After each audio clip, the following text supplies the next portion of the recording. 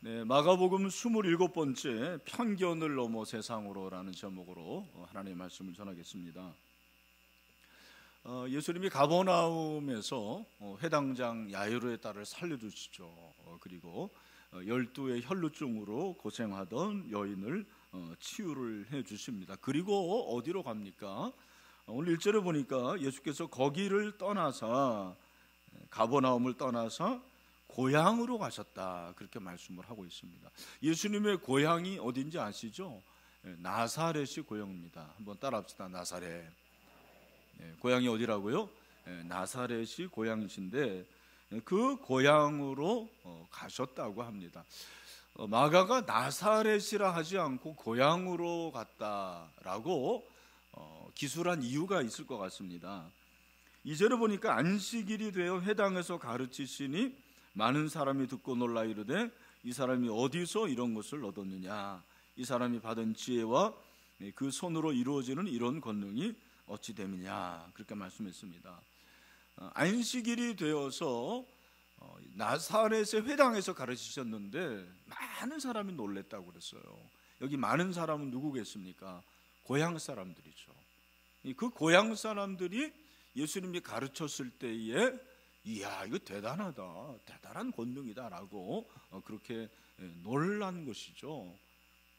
만약에 그랬다면 예수님에 대한 태도가 어떻게 해야 될까요?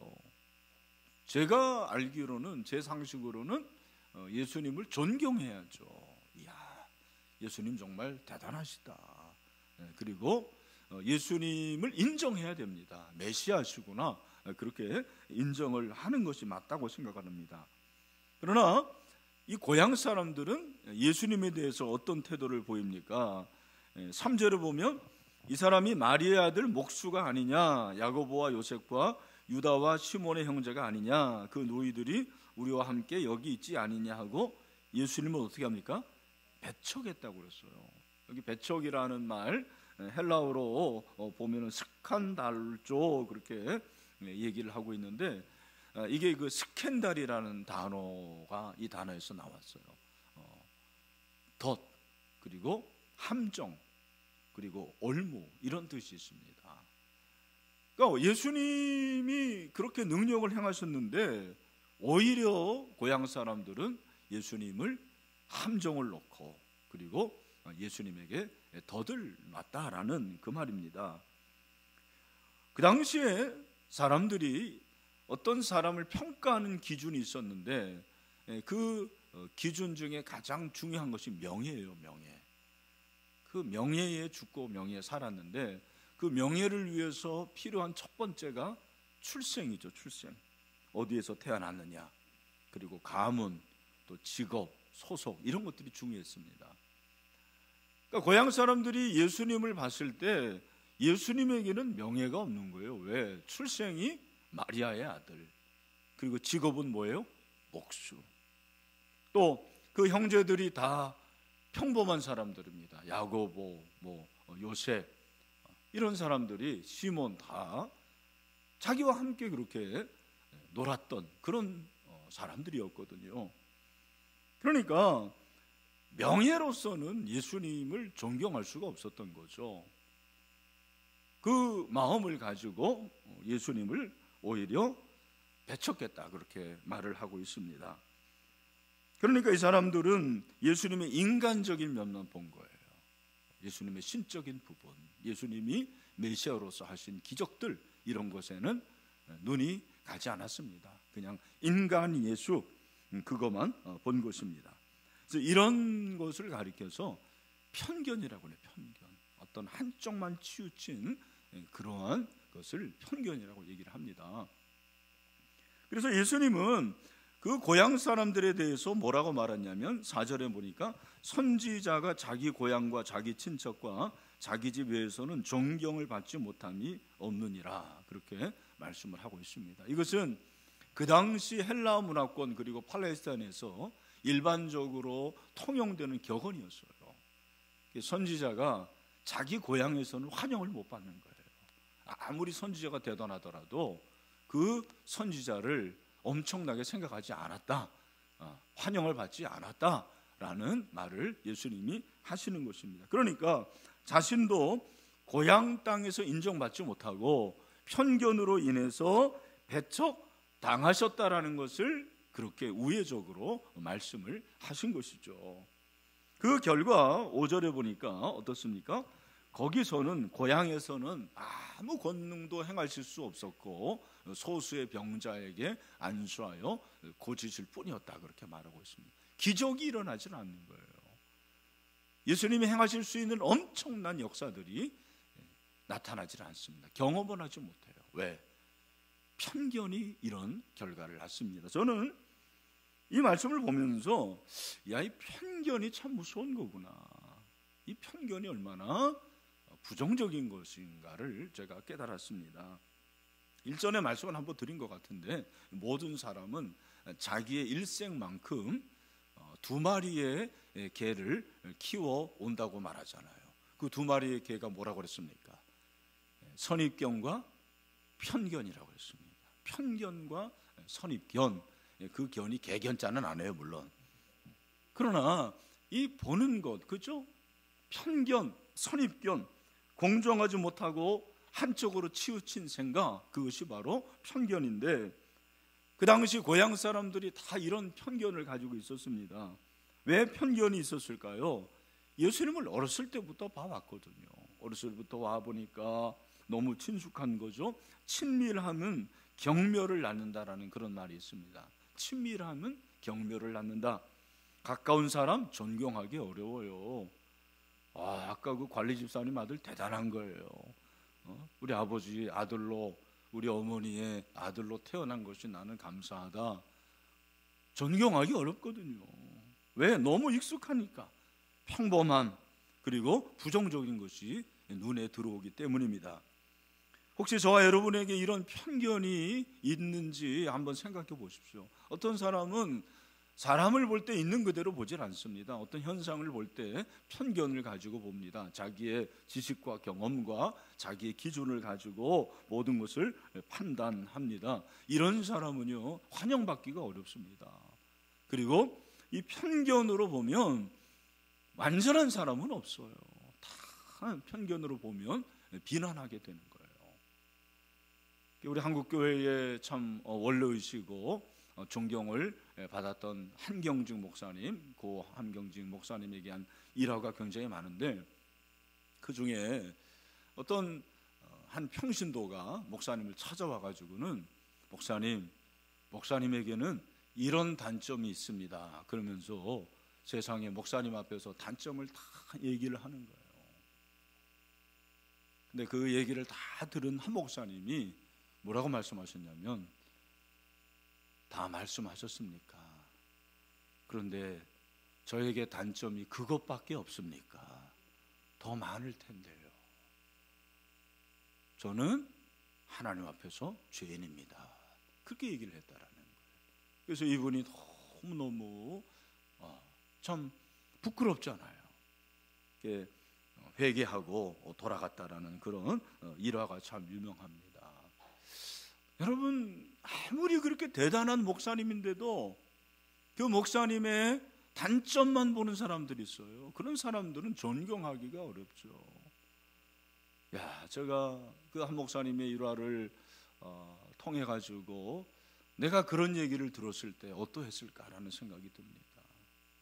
저는 한 목사님에 비하면 훨씬 단점이 많은데, 여러분들이 대단점만 보면은 존경할 수가 없죠. 인정할 수가 없죠. 여러분 주변의 사람도 마찬가지입니다. 만약에 하나님이 저와 여러분의 단점만 보고 만약에 편견을 가지셨다면 이 자리에 있을 수 있는 사람이 누가 있겠습니까? 누가 이 자리에 앉을 수가 있겠습니까? 하나님은 편견을 가지고 우리를 보지 않으시더라고요. 있는 모습 그대로 나와라. 있는 모습 그대로 나에게 예배하라. 그러면 내가 너를 만나 주겠다고 약속해 주십니다. 있는 모습 그대로 주님께 나올 수 있는 저와 여러분 되시기를 주님의 이름으로 축원합니다. 결정적으로 편견이 있으면 믿음이 생기기가 어려워요. 여러분, 이 사람들이 예수님에 대한 편견이 있기 때문에 믿음이 생길 수가 없는 거예요. 그러니 예수님이 그 믿지 않음을 이상히 여겼다고 그랬어요. 6절에 보니까 그들이 믿지 않음을 이상히 여겼더라 그렇게 말씀하고 있습니다. 편견이 있으면 믿지 못해요. 여러분들 가운데서도 예수님에 대한 편견이 있는 분이 있을 거예요. 그냥 예수님은 성인이다, 예수님은 훌륭한 분이다, 예수님은 내가 따를 수 있는 종교 지도자다, 그런 생각을 가진 분들은 예수님을 믿기가 어렵습니다. 여러분, 예수님은 그런 4대 성인이 아닙니다. 예수님은 이 세상에 구세주로 오신 분입니다. 그리고 저와 여러분을 구원해 주셨습니다. 이 예수님은 만왕의 왕이십니다. 만주의 주가 되십니다. 그리고 만유의 왕이 되시는 살아계신 하나님의 아들이십니다. 이 예수님을 믿으시기를 바랍니다. 예수님에 대한 편견이 있으면 안 돼요. 교회에 대한 편견도 있으면 안 됩니다. 여러분, 혹시 불신의 눈이 생긴다면 믿음의 눈으로 바꾸시기를 바랍니다. 믿음의 눈으로 보시기를 바랍니다. 믿음의 눈으로 보면 모든 것이 하나님의 은혜인 줄로 믿습니다. 그래서 편견을 넘어야 돼요. 여러분, 편견을 넘어서 믿음의 눈으로 볼 수 있는 그런 은혜가 있게 되기를 주님의 이름으로 축원합니다. 7절부터는 새로운 문단이 시작이 되죠. 12제자를 부르사 둘씩 보내시며 더러운 귀신을 제어하는 권능을 주셨다, 그렇게 말씀을 하고 있습니다. 우리 7절 말씀을 우리 다 같이 한번 읽어보도록 하겠습니다. 시작. 12제자를 부르사 둘씩 보내시며 더러운 귀신을 제어하는 권능을 주시고. 여기 두 가지 단어가 중요한데 부르사와 보내다라는 단어입니다. 예수님이 제자들을 불러주셨습니다. 예수님은 세상으로부터 제자를 불러주셨습니다. 그리고 보내셨어요. 어디로 보냈습니까? 세상으로 보내십니다. 저와 여러분은 세상으로부터 부름받은 제자들인 줄로 믿습니다. 그리고 세상으로 보냄받은 제자들입니다. 이것이 우리의 사명이에요. 우리의 사명 선언문을 쓴다면 어떻게 써야 되겠습니까? 따라합시다. 나는 세상으로부터 부름받은 제자입니다. 나는 세상으로 보냄받은 제자입니다. 우리 모두 그런 제자인 줄로 믿습니다. 예수님은 제자들을 세상에 보내십니다. 보내면서 몇 가지 명령을 해주시는 거예요. 그 명령이 무엇입니까? 8절 9절에 보니까 명하시되 여행을 위하여 지팡이 외에는 양식이나 배낭이나 전대의 돈이나 아무것도 가지지 말며 신만 신고 두벌옷도 입지 말라 하시고 말씀하십니다. 여러분, 왜 예수님이 이렇게 말씀하셨을까요? 복음 전도하는데, 세상에 나가서 복음 전하는데 먹는 것, 입는 것, 신는 것 걱정하지 말라라는 거예요. 누가 책임져 주십니까? 우리 주님이 책임져 주시는 거죠. 그래서 여러분이 혹시 아시는지 모르겠는데 CCC에 그 유명한 전도가 있는데 거지 전도예요. 거지 전도. 여름방학 때 전도 나가는데 아무것도 안 가지고 가는 거예요. 돈 안 가지고 갑니다. 그리고 어느 마을에 가면 실제로 준비해 놓은 사람들이 있어요. 그분들이 밥도 주고, 그리고 양식 필요한 거 주고, 그리고 집도 줍니다. 그래서 오늘 본문에 보면 어느 곳에서든지 너희를 영접하지 아니하고 10절입니다. 어디서든지 누구의 집에 들어가거든 그곳을 떠나기까지 거기 유하라. 그러니까 집도 옮기지 말라라는 거예요. 한 곳에 가면 거기서 계속 머물라. 무엇입니까? 거할 것도 염려하지 말라라는 거죠. 주님께 위탁하라. 주님이 다 책임져 주신다. 그렇게 말씀하시는 거죠. 저는 그런 확신이 있습니다. 복음 전도자들은요, 선교사들은, 목사들은 하나님이 책임져 주십니다. 사람이 책임져 주는 게 아니에요. 사실은 하나님 책임져 주시는 것입니다. 물론 교회가 책임져 주고 교회가 지원하고 교회가 선교하지만 이 모든 것들을 입히시고 먹이시고 모든 것을 공급하시는 분은 우리 하나님이신 줄로 믿습니다.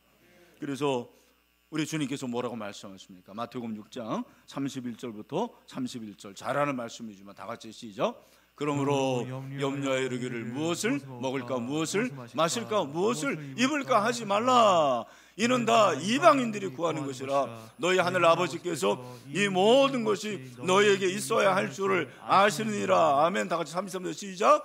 그런즉 너희는 먼저 그의 나라와 그의 의를 구하라. 그리하면 이 모든 것을 너희에게 더하시리라. 아멘. 전적 위탁입니다. 우리 사랑하는 성도 여러분, 하나님의 나라와 의를 먼저 구합시다. 그러면 이 모든 것을 도와줄 줄로 믿습니다. 거짓 전도, 나를 믿고 나가라. 그러면서 11절 말씀을 하시는 거죠. 어느 곳에든지 너희를 영접하지 아니하고 너희 말을 듣지도 아니하거든 거기서 나갈 때에 발 아래 먼지를 떨어버려 그들에게 증거를 삼으라 하시니, 그렇게 말씀하고 있습니다. 그러니까 무슨 말입니까? 여러분, 그 당시의 유대인들은 어떻게 했어요? 다른 이방 지역에 갔다가 자기 집으로 돌아오면 먼지를 떨어버렸어요. 왜? 그 이방 지역은 영적으로 더러운 곳이라고 생각을 했기 때문에 그렇죠. 그래서 먼지를 떨어버리는 거예요. 자기 지역은 거룩한 지역이에요. 예수님께서 이렇게 말씀하신 것이 과연 그런 것일까? 제가 이번에 이 말씀을 보면서 다른 의미가 없을까라는 생각을 하면서 주석을 봤는데, 존 놀랜드라는 사람이, 이 학자가 이 부분에서 이러한 주석을 했습니다. 예수님이 하신 말씀의 의도는 복음을 전할 때 수용하지 않는 경우들이 얼마든지 생긴다라는 것을 지금 경고하신다라는 거예요. 아, 그렇구나. 예수님이 지금 어느 곳에 가든지 너희를 영접하지 아니하고 너희 말을 듣지도 아니하거든 나갈 때 발 아래 먼지를 떨어버려라. 그 말은 너희들은 선민이 아니고 우리만 선민이다, 우리만 택한 백성이다, 그 말을 하는 게 아니라는 거예요. 복음을 전할 때 영접하지 않는 사람들이 있다라는 거예요. 그걸 가르쳐 주는 거예요.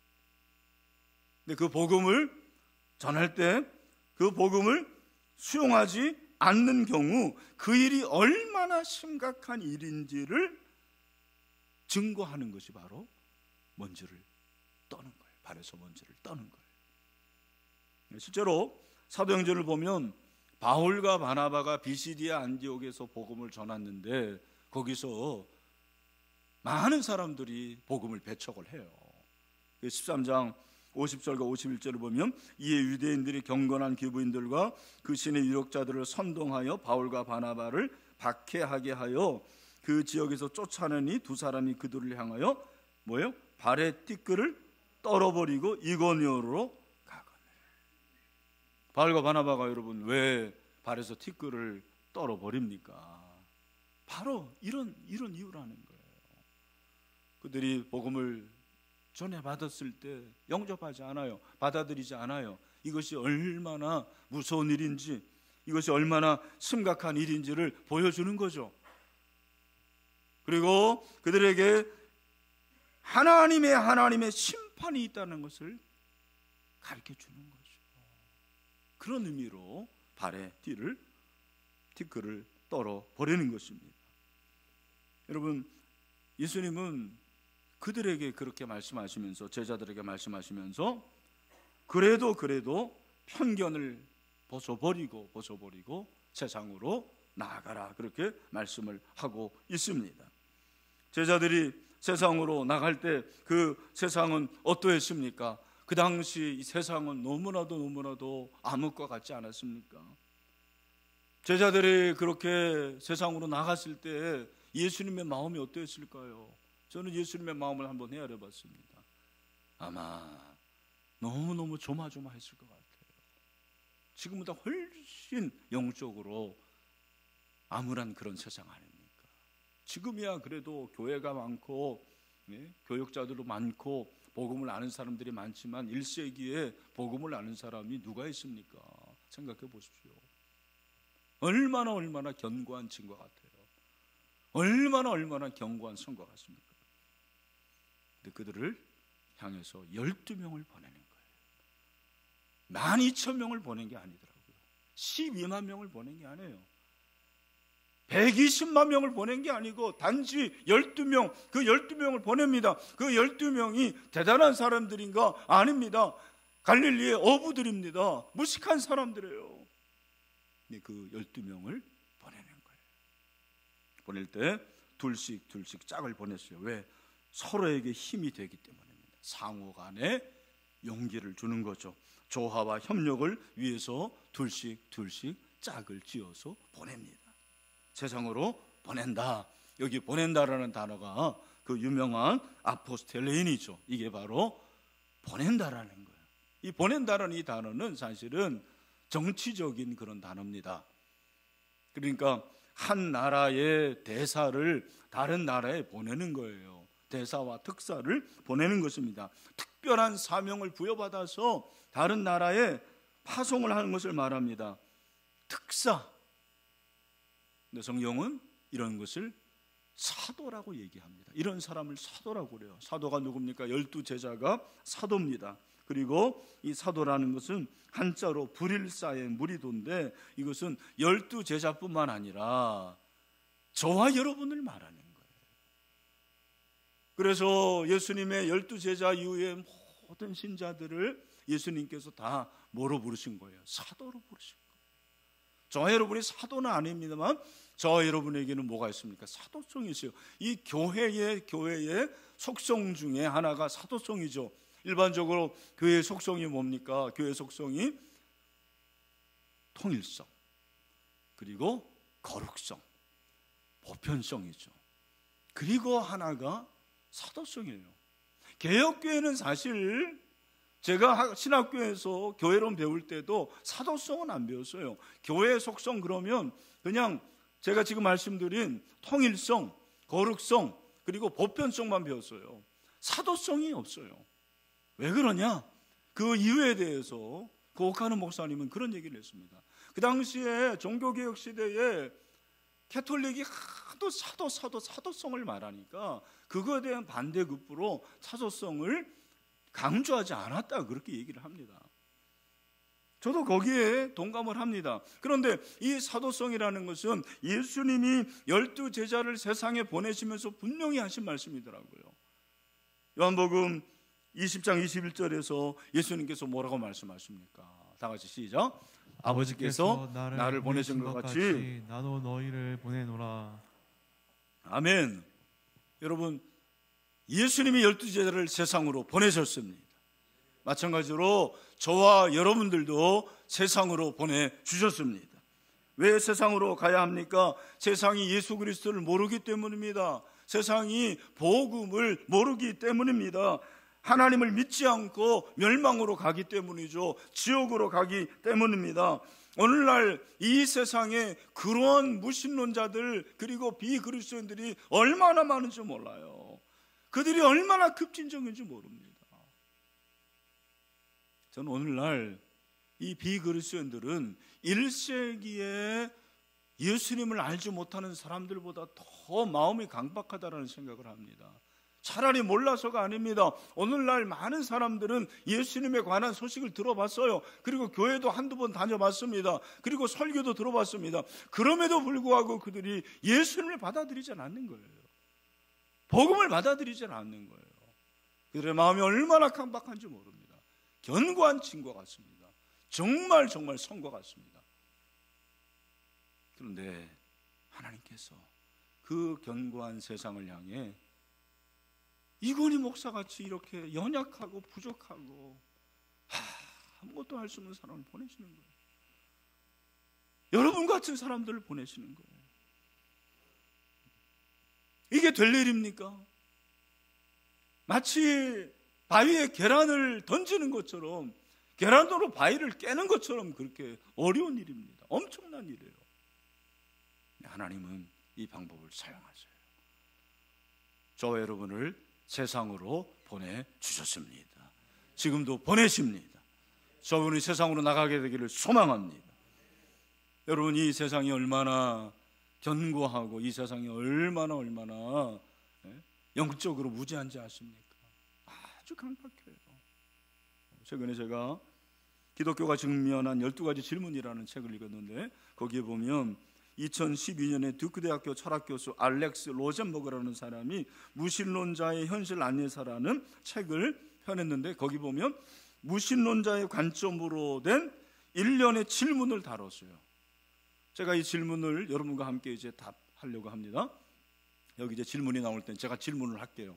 파란 거 있는 건 제가 질문인데 여러분들이 이제 답을 해보십시오. 여기에 나와 있는 것은 무신론자들의 대답이에요. 여러분들이 이렇게 하면 안 돼요. 원래는 정신 차리고 대답을 하셔야 됩니다.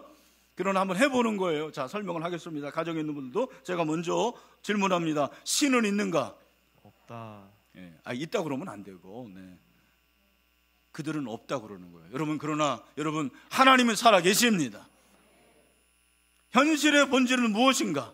존재하지 않는다. 현실의 본질은 존재하지 않는다고 그들은 믿는 거예요. 인생의 의미는 무엇인가?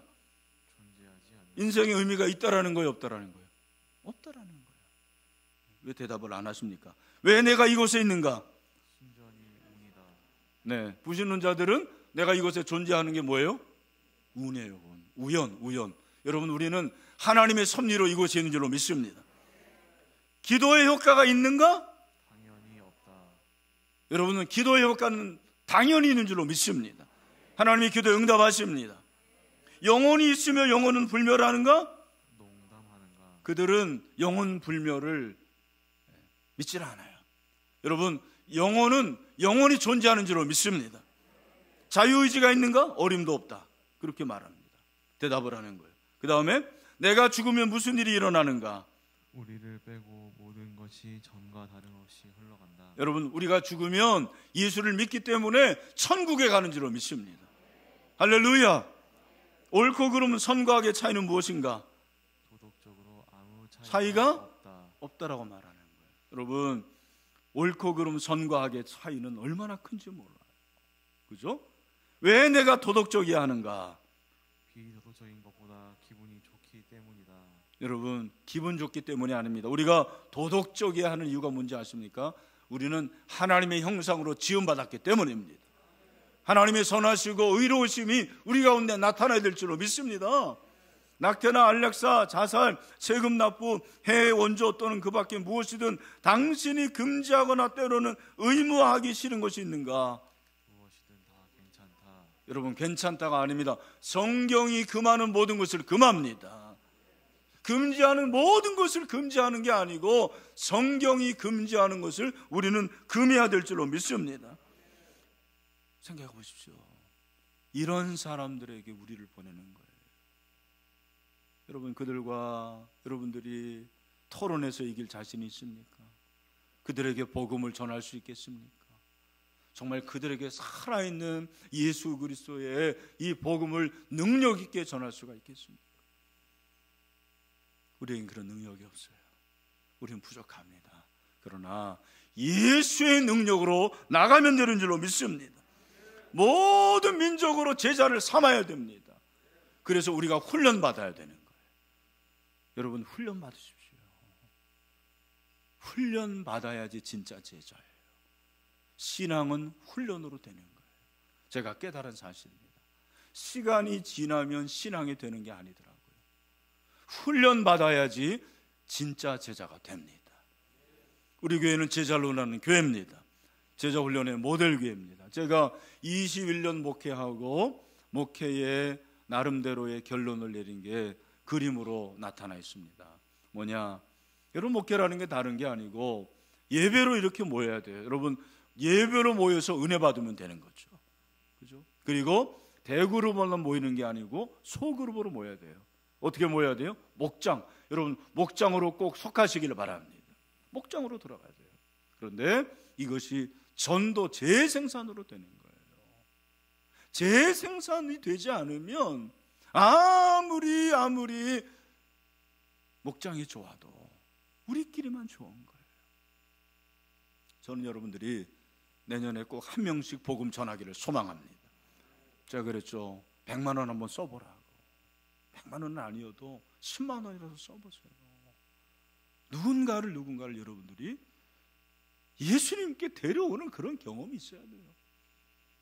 근데 이 모든 것을 가능하게 하는 중심에 뭐가 있어요? 제자 훈련이 있더라고요. 우리 교회 340명 정도가 수료를 했어요. 이분들이 우리 교회의 주축이에요. 이분들이 지금도 헌신하고 희생하고 목자로서 교사로서 섬기고 있는 거예요. 여러분들이 다 제자훈련 받을 수 있는 건 아닙니다. 그러나 저는 여러분들이 제자훈련 받게 되기를 축원합니다. 제자훈련 받으세요. 훈련받은 제자가 돼야 되는 거죠. 그럴 때 놀라운 역사가 일어나는 거예요. 한 가지는 우리가 세상으로 나갈 때 필요한 게 뭐냐면 친절해야 돼요. 세상에 대한 편견을 여러분들이 버려야 될 게 뭐냐면, 저 세상이 저렇게 견고하지만 장망성이지만 더러운 세상, 내가 이 세상을 떠나야 되겠다는 그런 마음으로 살지 마세요. 여러분, 세상은 우리가 섬겨야 할 곳입니다. 여러분들이 당장 이제 주일 예배 드리고 월요일부터 학교에 가고 직장으로 가고 여러분들이 사업장으로 가정으로 갈 때 여러분, 그곳이 여러분의 선교의 현장이 되기를 주님의 이름으로 축원합니다. 그럴 때 여러분의 마음이 어떠해야 되느냐? 친절한 마음을 가지세요. 예수 믿는 사람들은 자고로 친절해야 돼요. 여러분, 친절하십니까? 이웃에게 친절하신가요? 동료에게 친절하십니까? 프랑스의 적응 전문가 크리스티앙 클로라는 사람이 햇빛도 시계도 없는 동굴에서 40일 동안 집단 생활하는 딥타임 프로젝트 실험을 했어요. 40일 동안 햇빛도 없고 시계도 없는 동굴에서 사람을 살게 한 거예요. 근데 그들이 그곳에서 어떻게 지탱할 수가 있었느냐, 두 가지를 얘기합니다. 하나가 친절해요. 일어났을 때 옆에 있는 동료에게 굿모닝 그리고 안아줄 때 그 힘으로 40일 버티더라는 거예요. 또 하나가 경외예요. 경외. 물론 우리가 생각하는 하나님을 경외하는 건 아니지만 뭔가 경외심을 가질 때 그 경외심으로 40일 동안 살아남더라는 거예요. 여러분, 우리도 마찬가지입니다. 이 코로나19 가운데서 얼마나 우리가 힘든 생활을 하고 있습니까? 정말 어려운 생활입니다. 세상은 점점 하나님을 부인하고, 그리고 세상은 하나님을 몰라라 합니다. 이 가운데서 저와 여러분이 세상 사람들에게 친절을 베풀어야 돼요. 친절을 베풀 사람을 찾으십시오. 제가 어제도 신문을 보면서 깜짝 놀랐어요. 작년에 우리 한국에 고독사로 죽은 분이 자그마치 3,400명이라는 거예요. 고독사로. 그중에 제일 많이 죽은 대상이 연령층이 50대, 60대 남성들이에요. 저도 50대입니다만 50대, 60대 남성들 참 불쌍합니다. 그들이 인생에서 실패하고 사업 실패, 실직, 이혼, 사별, 그러면서 외부와 단절이 되는 거예요. 우리 사랑하는 우리 신의 성도 여러분, 이번 성탄절을 맞이해서 주변에 누군가를 여러분들이 친절하게 한번 대해보세요. 그들에게 찾아가 보세요. 저는 그게 진정한 성탄절을 맞는 신자의 자세라고 생각을 해요. 혹시 여러분 주변에 아파트는 그렇지 않지만 우유가 계속 쌓이고 신문이 쌓이고 우편물이 쌓이는 그런 집은 여러분들이 관심을 가져야 될 집이에요. 우리가 누군가에게 친절을 베푸는 그것이 보냄받은 제자의 모습이라고 생각을 합니다. 말씀을 맺습니다. 우리 사랑하는 신의 모든 성도 여러분, 우리가 존재하는 목적이 무엇입니까? 우리는 세상으로 부름받은 제자로 살기 위해서 이 세상에 존재하는 줄로 믿습니다. 뿐만 아니라 세상으로 보냄받은 제자로서 살기 위해서 존재하는 거예요.